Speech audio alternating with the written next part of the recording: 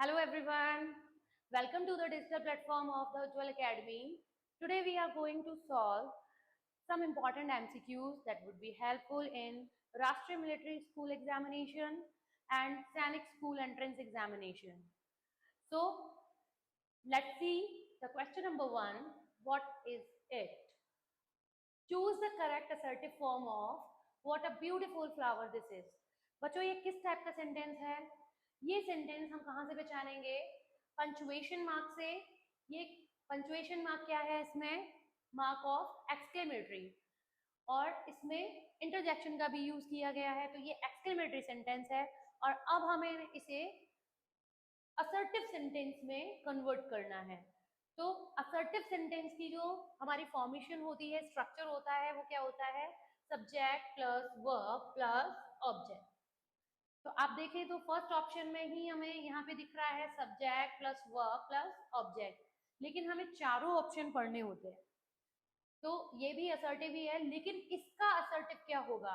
क्योंकि इसमें एक एक्सप्रेशन गिवन है, एक्स्ट्रा प्रेशर दिया गया है, एम्फेसाइज किया गया है, तो उसके लिए हमें हो सकता है कि कोई एडवर्ब यूज किया हो हमने किसी असर्टिव सेंटेंस में। Is this a beautiful flower? तो ये तो नहीं होगा क्योंकि ये इंटेरोगेटिव है। This is a very beautiful flower, हाँ, this is the right answer. और नेक्स्ट हमें डी ऑप्शन भी पढ़ना होगा, how beautiful this flower is. ये भी एक्सक्लेमेटरी सेंटेंस है, लेकिन इसमें भी मार्क ऑफ एक्सक्लेमेशन मिसिंग है। Okay, move on to the question number 2. Identify the sentence type. Let him complete his work first. तो बच्चों, लेट से शुरू होने वाले सेंटेंस जो होते हैं वो किस तरह के सेंटेंस होते हैं? वो होते हैं इंपरेटिव सेंटेंस, डेक्लेरेटिव नहीं होते, क्योंकि डेक्लेरेटिव सेंटेंस सब्जेक्ट से स्टार्ट होते हैं। ऑप्टेटिव सेंटेंस जिसमें कोई ग्रीटिंग होता है, विश होती है, या कर्स होता है, या कोई ब्लेसिंग होती है। इंटेरोगेटिव सेंटेंस हमेशा क्वेश्चन आस्क करने के लिए बनाए जाते हैं। तो the right answer is B. Move on to the next question. Which of the following is a negative interrogative sentence? See, read the question attentively. Negative plus interrogative sentence जिसमें negation भी हो और interrogation भी हो. Do you not like playing cricket? I do not like playing cricket. तो ये केवल negative है. Why are you playing cricket? तो ये आपको दिख रहा है only interrogative है, इसमें no या not missing है. Don't play cricket, इसमें interrogation missing है. तो the right answer is A. Do you not like playing cricket? ये interrogative भी है और negative भी है. See the next one.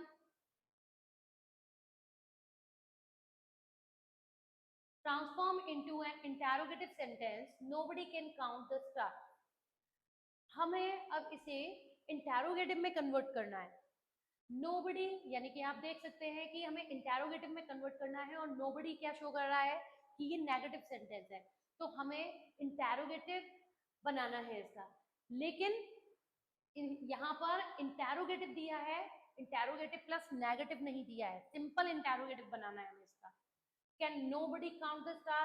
अब आप देख सकते हैं यहाँ पर can और nobody दोनों हैं, तो interrogative plus negative sentence है ये, तो ये भी नहीं होगा इसका answer. Can somebody count the stars? ये can somebody count the stars? Nobody को हम somebody में convert नहीं कर सकते क्योंकि वो एक negative adverb है, negative pronoun है, ठीक है, और इसको हम positive में change नहीं कर सकते. Why count the stars? इसका ये तीनों ही क्या है? तीनों ही interrogative है, पर which one is the appropriate interrogative? Who can count the stars? Nobody can count the stars. Stars कौन काउंट कर सकता है? इसका मतलब क्या है? कोई भी स्टार्स काउंट नहीं कर सकता. See the next one. Identify the type of sentence may you find success in all your future endeavors. May you, अब may you से आपको पता चल रहा है कि इसमें विश है, विश दी जा रही है या कोई ब्लेसिंग की जा रही है. तो ये किस टाइप का सेंटेंस है? इंपेरेटिव सेंटेंस में हमारे क्या होते हैं? ऑर्डर, इंपरेटिव सेंटेंस में क्या होते हैं? Order, command and request. ठीक है। एक्सक्लेमेटरी में मार्क्स ऑफ एक्सक्लेमेटरी आता है। डेक्लेरेटिव में, जो डेक्लेरेटिव सेंटेंस होते हैं उसमें हम क्या देते हैं? कोई भी इंफॉर्मेशन दी जाती है, कोई भी इंफॉर्मेशन गिवन होती है। जबकि ऑप्टेटिव सेंटेंस में क्या होता है?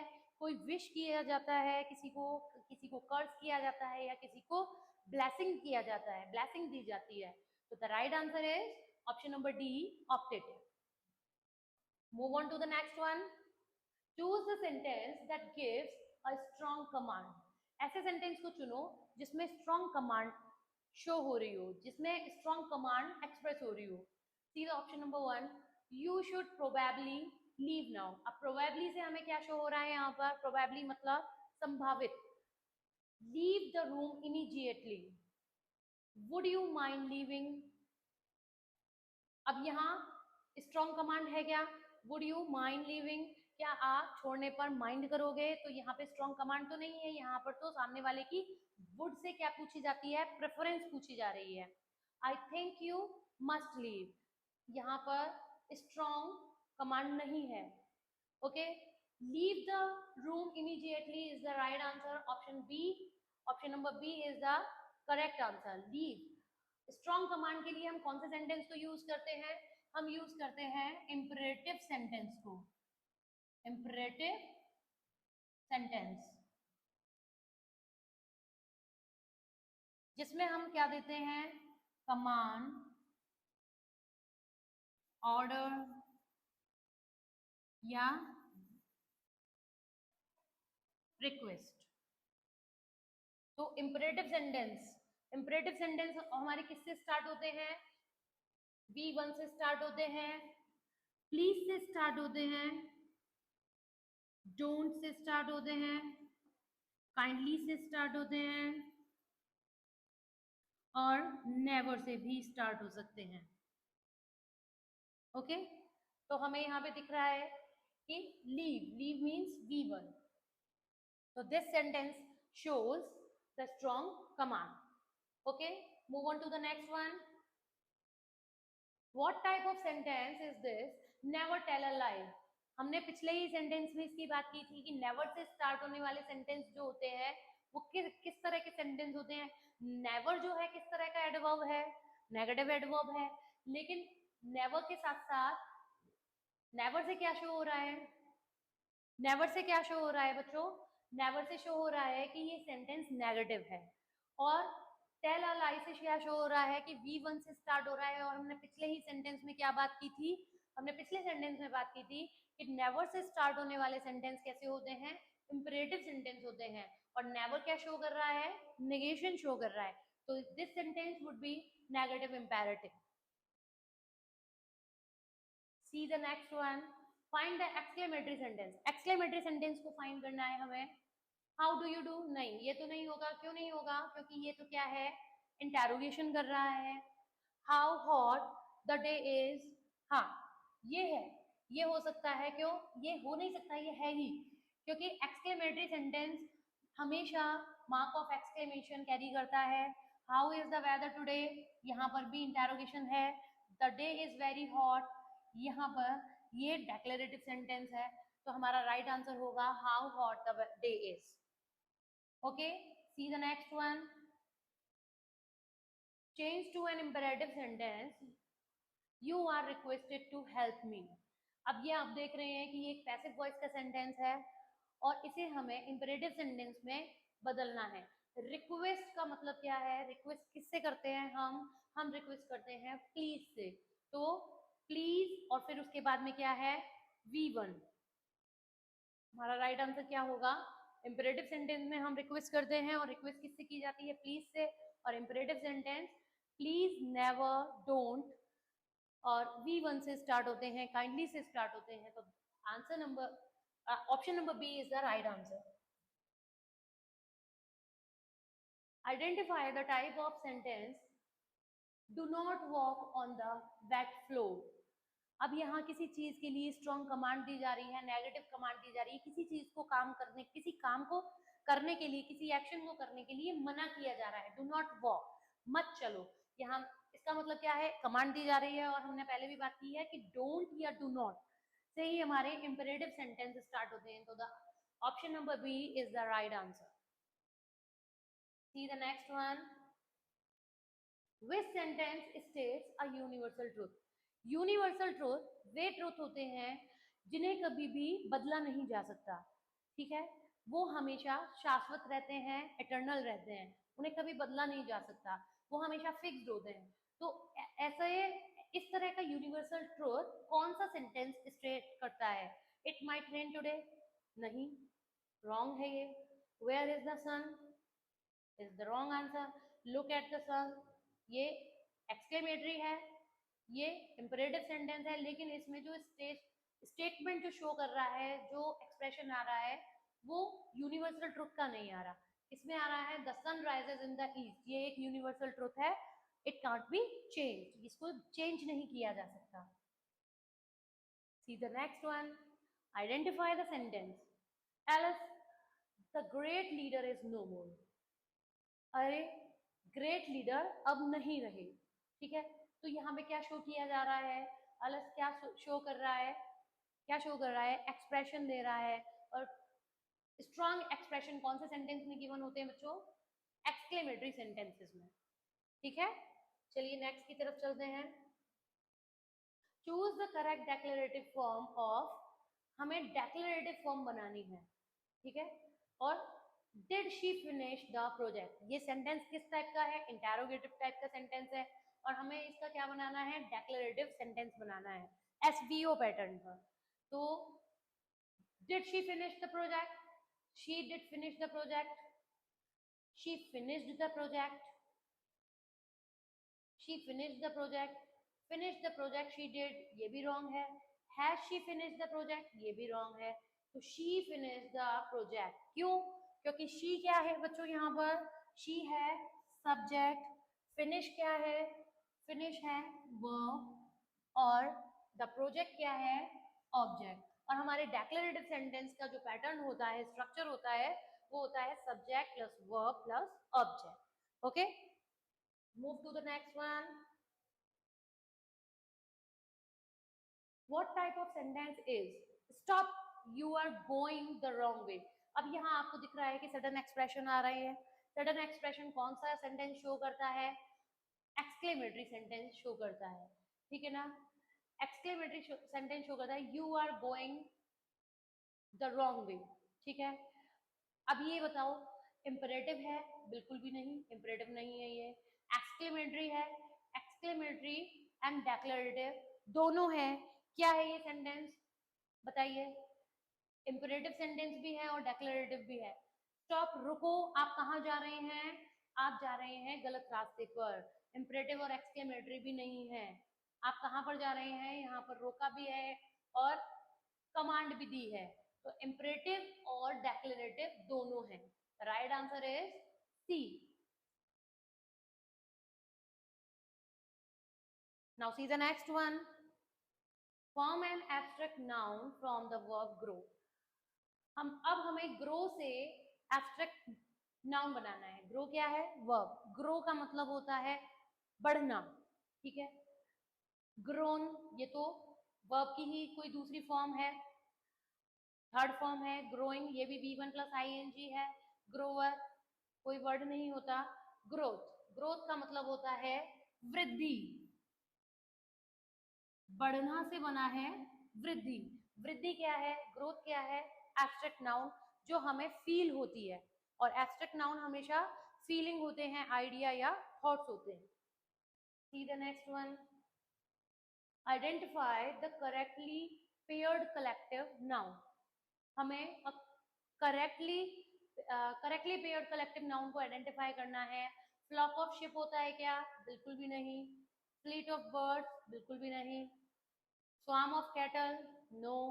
Right answer is a pride of lions, ये आपने पढ़ा है। See the next one,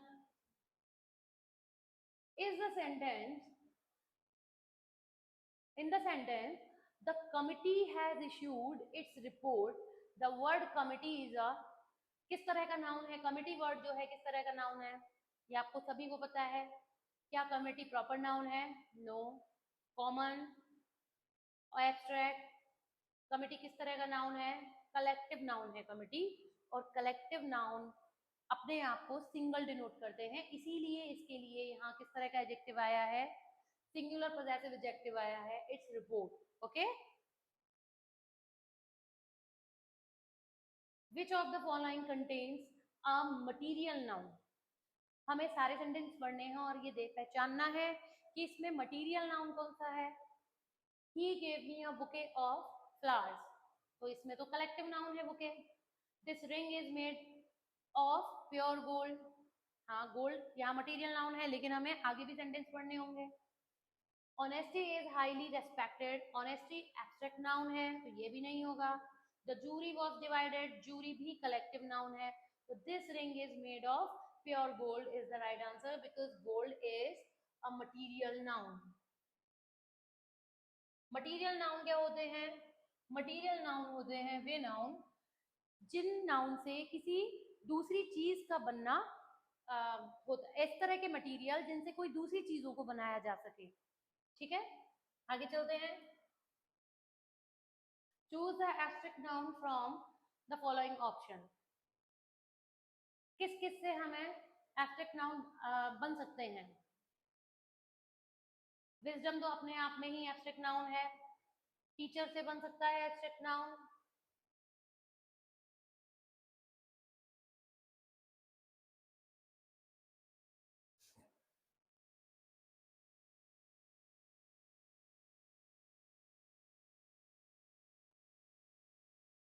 choose the abstract noun from the following option. हमें एब्स्ट्रैक्ट नाउन फाइंड करना है, कौन सा एब्स्ट्रैक्ट नाउन है? Teacher, teacher is a common noun. Library, library is a collective noun. Himalayas, Himalayas is a proper noun. Wisdom, wisdom मतलब होता है बुद्धि, और ये क्या है? Abstract noun. एब्स्ट्रैक्ट नाउन क्या होते हैं बच्चों? एब्स्ट्रैक्ट नाउन होते हैं वे नाउन जो हमें केवल फील होते हैं, हम उन्हें देख नहीं सकते, हम उन्हें टच नहीं कर सकते, हम उन्हें केवल फील कर सकते हैं। तो विजडम को, बुद्धि को हमेशा फील किया जा सकता है। See the next one. Identify the noun acting as adjective in this sentence.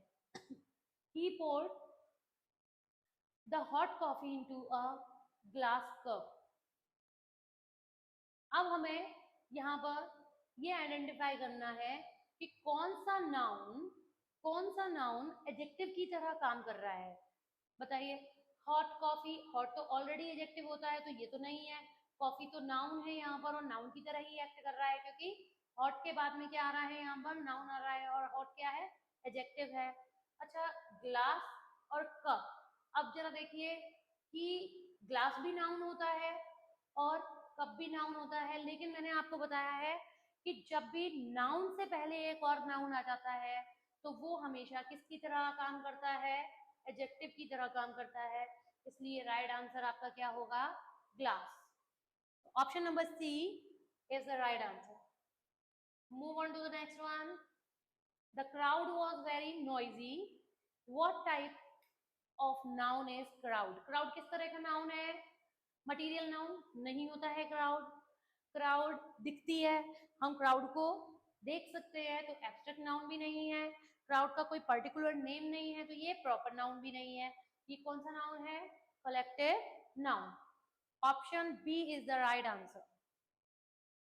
Move on to the next one. Which of this words is not a common noun? इनमें से कॉमन नाउन कौन सा नहीं है? कौन सा कॉमन नाउन नहीं है?